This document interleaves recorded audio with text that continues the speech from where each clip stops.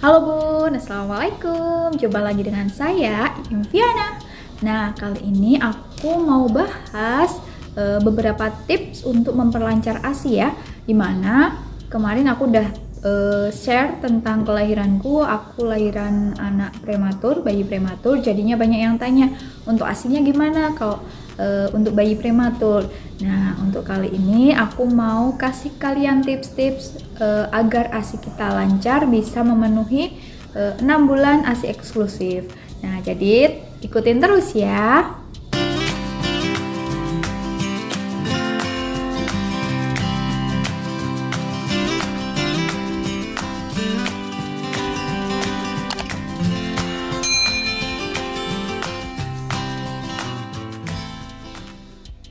Oke, baiklah. Pertama, tips untuk kalian bisa memberikan kepada bayi kalian ASI yang maksimal, sehingga ASInya nggak cuma kasih ASI biasa, tapi berkualitas, ASI yang berkualitas, sehingga anak kalian perkembangannya baik, pertumbuhannya juga baik. Makanya kalian harus memperhatikan beberapa hal. Pertama, pastikan kalian sebagai ibu bayi itu selalu merasa bahagia. Jadi cari komunikasi dengan keluarga, dengan suami, biar kalian itu bisa selalu bahagia. Itu bagaimana? Nah, itu tergantung keluarga kalian masing-masing ya. Jadi hilangkan rasa stres meskipun kondisinya gimana pun, termasuk aku sendiri ya Bun. Kemarin kan lahirannya prematur di NICU, anak 11 hari. Jadinya aku harus berusaha bahagia, nggak boleh banyak pikiran kaitannya dengan, kalau aku sih gimana ya, anak di NICU itu udah aku serahin maksimal pada dokter. Jadi gimana nantinya itu aku serahin pada dokter ya, pada Allah ya, pada Allah, tapi melalui dokter dan perawat-perawat. Jadi apapun kondisinya itu harus diserahkan, dan aku sebagai ibu harus memaksimalkan ASIku untuk konsumsi anak ya, untuk minum anak. Jadi itu yang terbaik yang bisa aku berikan, hanya ASI. Jadinya aku harus memaksimalkan ASI. Dimulai dari aku nggak boleh stres sama sekali, harus slow, ya pikirannya nggak usah macam-macam. Yang penting pikiranku baik, aku nggak stres, sehingga ASInya berusaha nanti keluarnya juga banyak, baik juga kualitasnya bagus.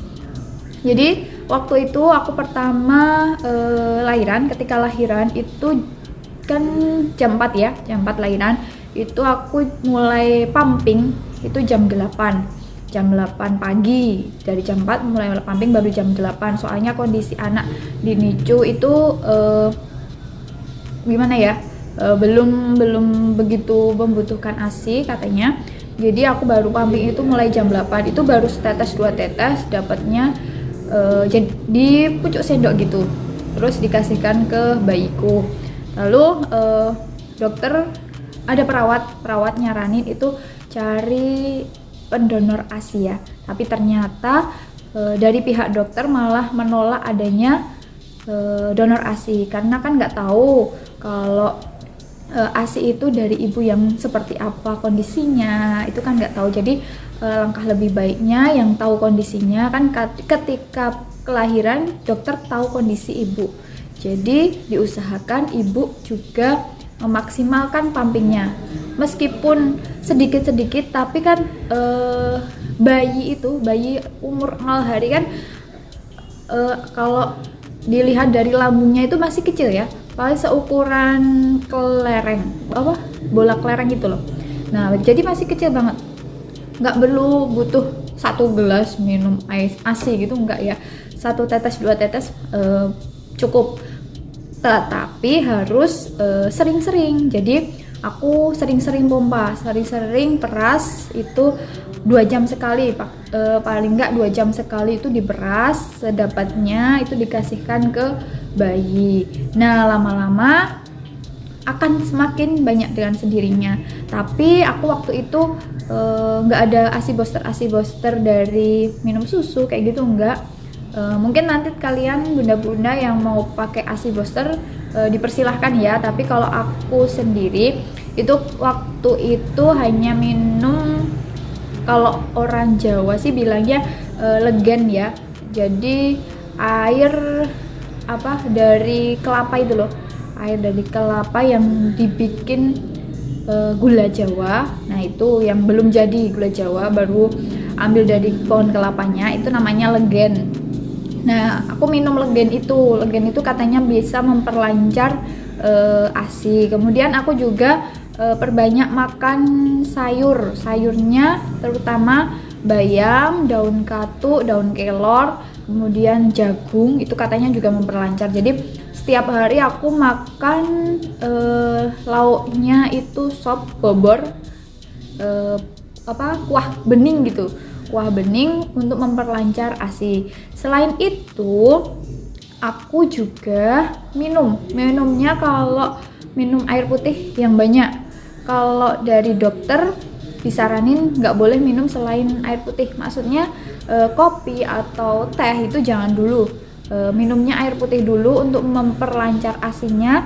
Minimal paling nggak, kalau orang biasanya kan minimal 8 gelas sehari ya, kalau ibu menyusui itu minimalnya 12, jadi tambah 4 gelas. Emang sih kalau dilihat belum ngalamin itu taunya kalau banyakan minum air putih kan mungkin perut kembung atau beser kayak gitu. Tapi enggak, kalau kalian menyusui itu otomatis ketika kalian habis peras, habis menyusui, habis pumping, itu rasanya perut itu lapar, perut haus kayak gitu. Jadi nggak masalah, setiap sebelum menyusui minum 1 gelas, habis menyusui minum 1 gelas lagi. Nah itu akan berlangsung dengan sendirinya. Jadi nggak gimana ya, kalau udah dibiasain sebelum dan sesudah menyusui minum air putih, itu akan terbiasa dengan sendirinya.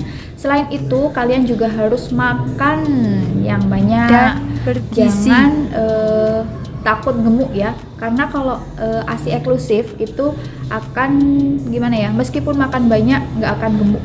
Lihat saja aku sendiri itu, alhamdulillah dengan ASI eksklusif berat badan malah turun dengan sendirinya. Jadi jangan takut untuk gemuk meskipun makan banyak ketika menyusui. Kemudian cara mengasihi ya, mengasihi kalian memberikan ASI, kalian menyusui ataupun pumping, itu lebih baik itu satu sisi dulu dihabiskan sampai habis, benar-benar habis. Jadinya nanti kan kalau air susu itu kan ada 2 macam ya, bening sama kental itu kalau sebutan gampangnya. Tapi kan itu ada kandungannya Fenmix sama Formix. Nah itu kalau bisa dihabiskan sampai habis, sampai benar-benar payudara itu kecil, itu berarti gizinya itu bisa terambil semua. Jadi kalau misalnya pumping itu habiskan salah satu, nanti ganti satunya. Atau kalau mau metode satu terus 10 menit kemudian berhenti, 10 menit berhenti, nggak masalah sih, tergantung metodenya masing-masing. Tapi alangkah lebih baiknya setiap payudara itu dihabiskan semuanya. Termasuk ketika kalian menyusui anak itu jangan gonta-ganti ya, tapi susui dulu di bagian sebelah kanan sampai habis.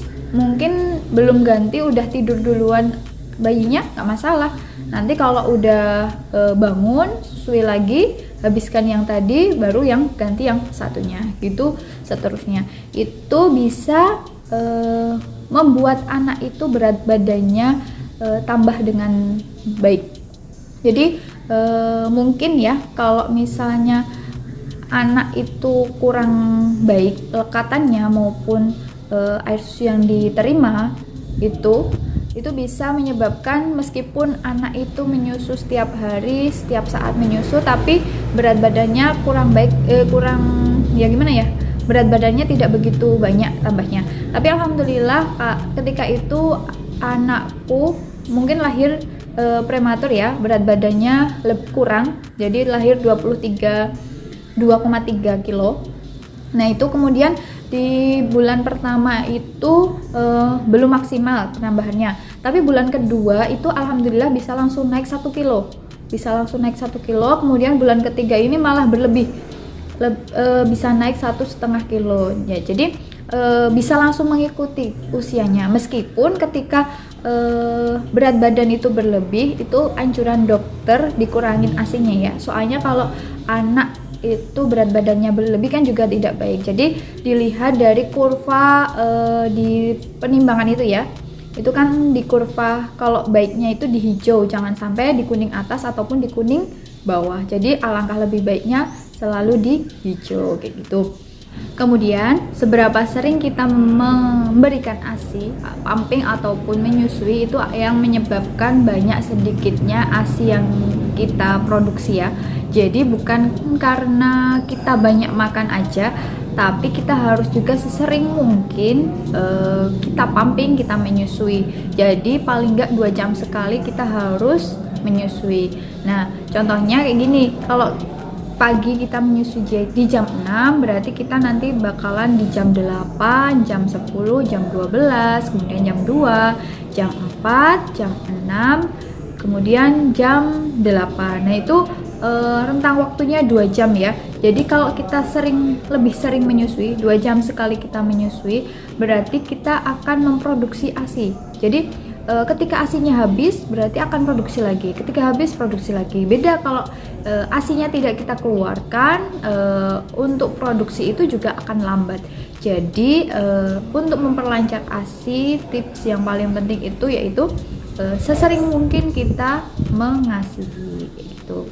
Jadi itu tadi beberapa tips ya dari aku ya. Semoga bermanfaat. Semoga bunda-bunda semua yang sedang mengasihi bayi, yang mengasihi anaknya, selalu semangat mengasihi sampai usia eksklusif, ASI eksklusif 6 bulan dan diteruskan sampai 2 tahun. Semoga ASINya lancar dan kualitasnya juga baik. Terima kasih sudah nonton sampai akhir. Semoga bermanfaat. Jangan lupa like, subscribe, komen, dan share. Bye bye. Wassalamualaikum warahmatullahi wabarakatuh.